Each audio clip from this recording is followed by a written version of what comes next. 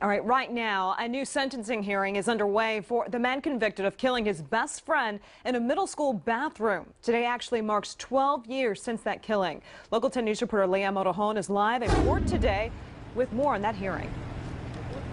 And Constance, that resentencing hearing for Michael Hernandez is now underway. It will decide whether he will get a new prison sentence for the 2004 slaying of his best friend. Let's go to some file video in case you need some refreshing on this case. Of course, Hernandez originally received a mandatory life sentence for the stabbing death of Jaime Goff in the bathroom of Southwood Middle School. At the time, both he and the victim were 14 years old. This new hearing was mandated because the U.S. Supreme Court ruled that in 2012, juveniles could not automatically be sentenced to life without chance of parole. The decision was later made retroactive to older cases, and that, of course, affected the case of Michael Hernandez. Now, this is video inside of the courtroom today. You can see Michael Hernandez, now 26 years old, in the courtroom. His family also there, as well as the family of his victim, Jaime Goff. Now, we did hear testimony from his father today, also several jailhouse calls made between he and his father, where his father actually plays music that he requests for him, a lot of death metal songs with really gruesome death-related lyrics. The prosecutor presses Michael Hernandez's father about this and asks him whether this is indicative of his mindset in prison.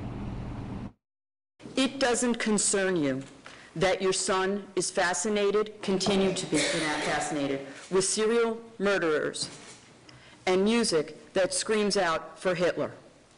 I don't see that he's fascinated with serial killers, and just one song doesn't make a man.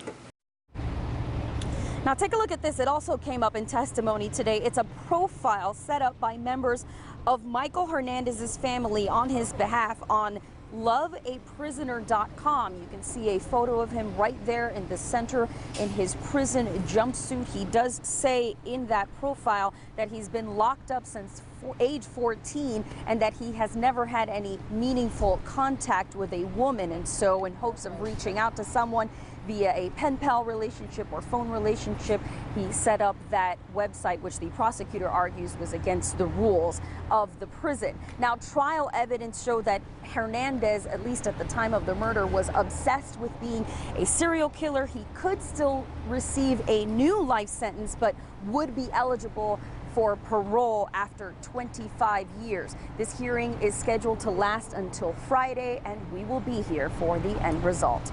Live in Miami, Leanne Motorhone, Local 10 News.